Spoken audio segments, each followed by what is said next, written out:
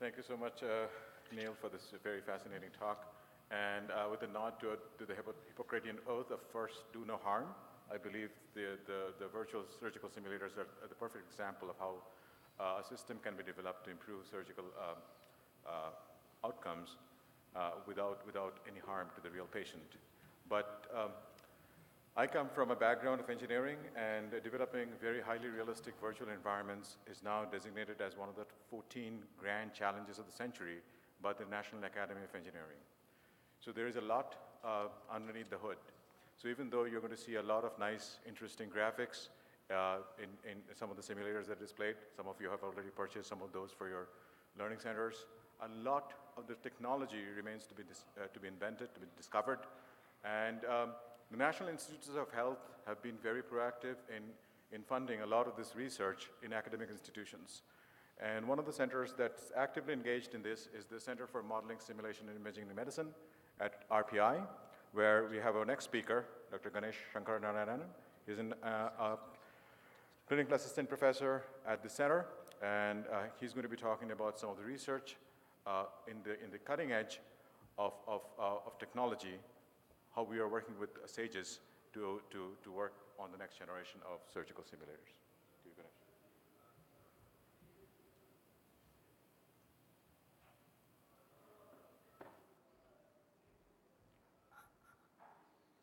Good afternoon, everyone. As he said, I'm from Rensselaer. For some of you who don't know about Rensselaer, Rensselaer is one of the oldest degree granting institution in United States of America. It was established in 1824. So some disclosures that I need to make. I have some funding from Endosim and Simulates for undergraduate student research at my center.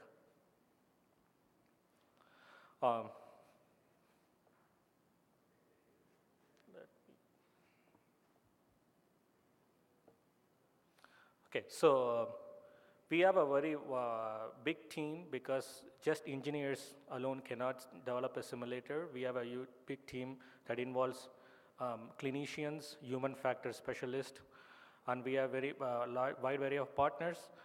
My updated slides is not showing up here for some reason, but I'll quickly go over. Our clinical partners are from teaching hospitals of Harvard Medical School, Beth Israel Deaconess Medical Center, Cambridge Health Alliance, and MGH. We also work with Bay State Medical Center, and also Washington University Medical School, Yale Medical School. VR simulation research is, as you all know, it's a very multidisciplinary. As I said, you need to have a wide variety of experienced people to be part of your team. Some of the major components that you have to overcome is tissue property measurements and modeling. So if you want the simulation to be very accurate, you need to do some experiments to get exact tissue properties. You need to have a couple multi-physics interactive simulation. And also a great deal of design and effort needs to go through for the interface and haptic device development. Haptics is the force feedback that you feel when you interact with VR simulator. And also you have to develop surgical skill metrics to assess, and you have to do validation to actually see the effectiveness of your simulator. So quickly, what I'm going to do in this talk is I'm going to go through various simulators that we have developed, we have validated or in the process of validating. And all of the projects I'm going to talk about today are NIH R01 funding from NIH NIBIB Institute. And we closely work with SAGES and a lot of SAGES initiatives in developing these simulators. The first one I'm going to talk about is VBLAST, which is a virtual basic laparoscopic skills trainer. This is a virtual FLS. As you all know about the FLS, that you need to be at the mandated training that needs to do for board certification. But currently with the FLS, that you need to be at a specified testing center to take the test, and then you need to replenish materials, you need proctor. But with virtual reality simulator, you don't need a proctor, metrics can be automatically calculated, and you can just log in to your computer and then take the test anytime when you are ready to take it. The first task I'm showing here is the virtual PEC transfer simulator. On the left is the video of the real FLS PEC transfer task. On the right side, you're going to see the virtual PEC transfer task. I'm not going to go much into engineering or technical details for this audience, but if you really need to know more in detail, you can come and talk to me.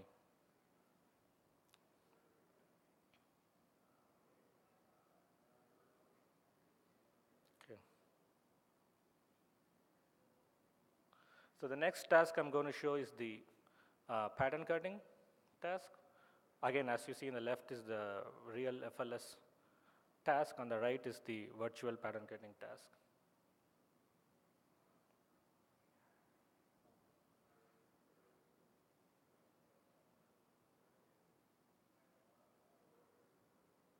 We are currently validating this simulator at the Learning Center. If you want to really experience it, I would encourage you to go to the Learning Center right after this session to be one of our subject also and do this task.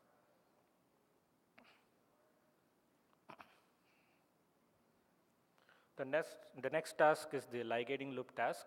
You'll see the same thing, the real one on the left and the virtual ligating loop task on the right side.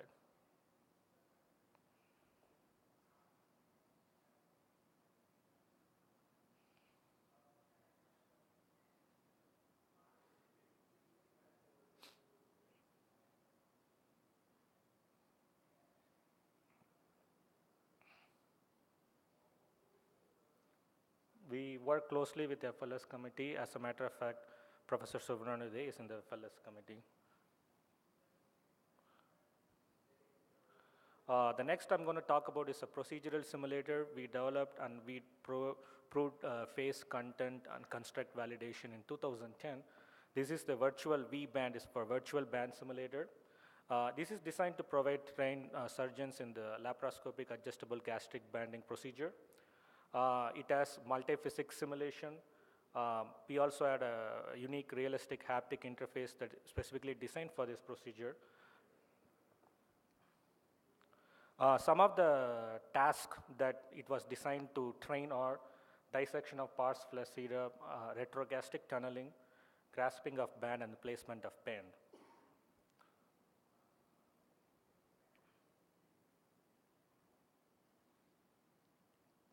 Can you turn up the audio, please? Has my left instrument behind the esophagus.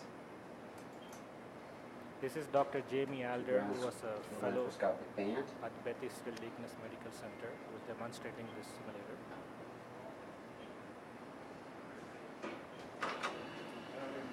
Esophagus.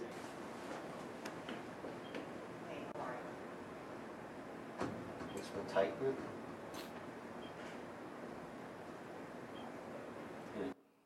This is an highly edited version of the procedure. The next one I'm going to talk about is something that's ongoing. It's the virtual transluminal endoscopic surgery trainer. As you know, that NOTES is an emerging technique.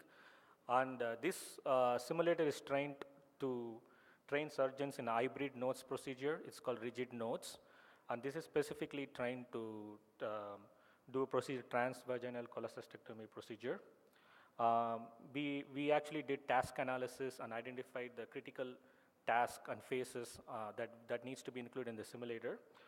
And we have a realistic interface with a mannequin and a vaginal model.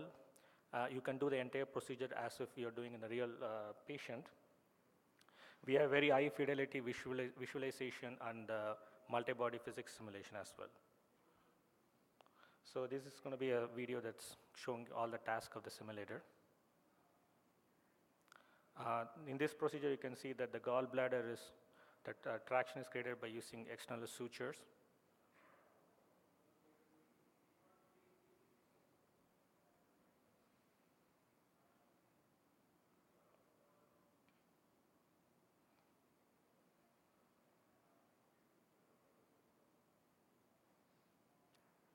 we did an initial validation at the NOSCAR conference last year, and we are again taking it this year to NOSCAR to do further validation and also unveil our simulators.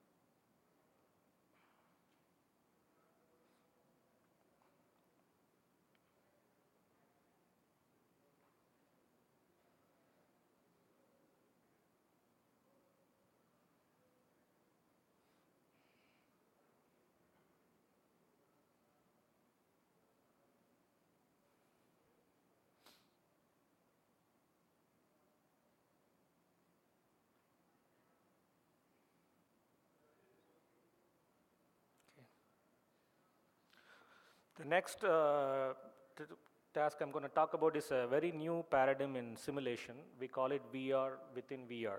So when you train to develop motor skills or psychomotor skills, you actually practice in a laboratory setting, usually in a skills lab, even like a FLS, you take this exam, but then you are transitioning to operating room environment where the environment is actually really chaotic. So there is so many environmental factors like distractors, visual, auditory distractors.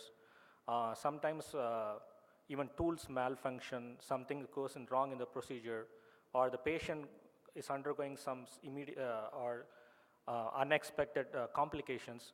So you don't have to wait for the surgeon to say 100 procedures and overcome this scenario and then learn from that. But how can you actually fasten the learning curve and then transition them into operating room as fast as possible?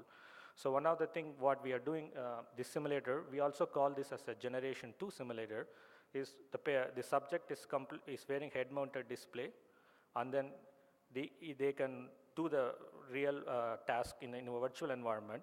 But once they wear the head-mounted display, they are completely immersed in artificial environment.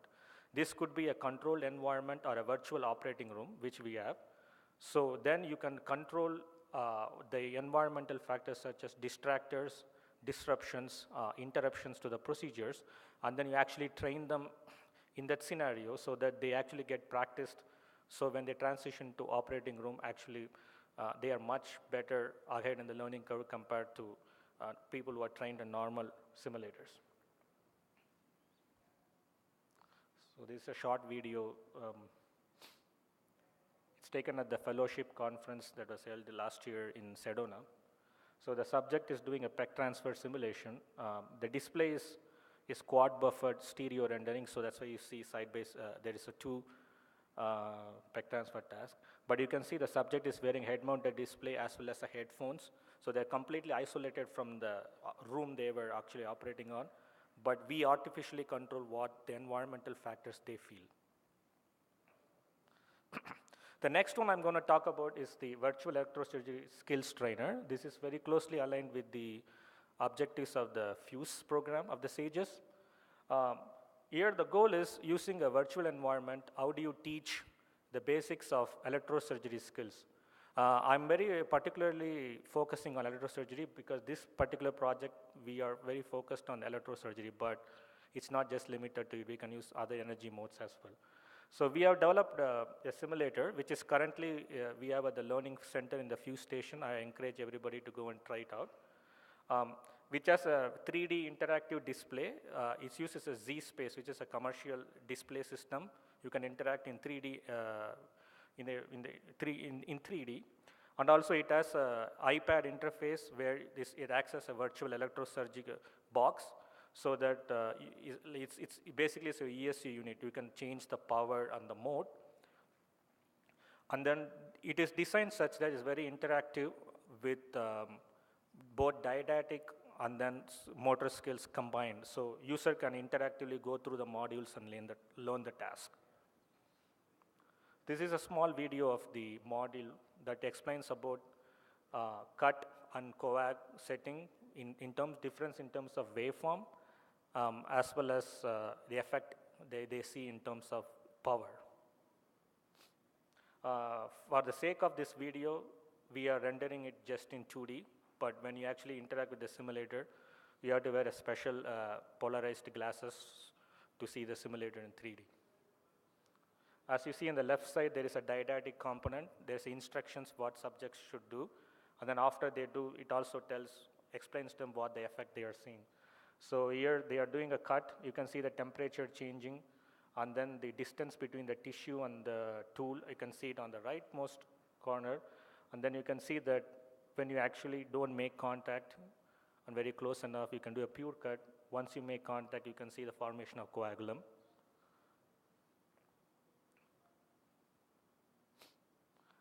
And then the subject is repeating the task with much higher power setting. So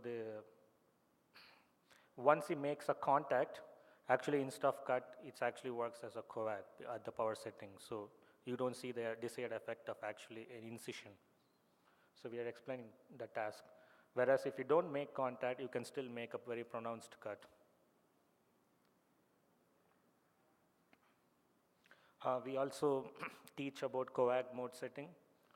The waveform is not clearly seen in this video, but while doing the task, the white rectangle you are seeing is, you will see the waveform of the particular mode you choose.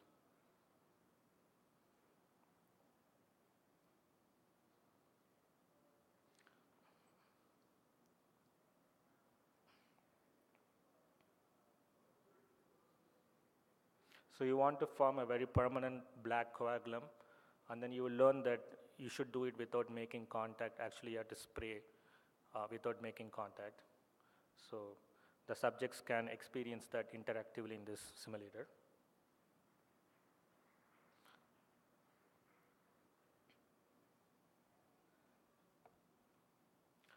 Finally, I would like to conclude this talk by acknowledging our funding agency, NIH, NIBIB Institute, and we have 4 R01 grants that are currently funding all of our projects.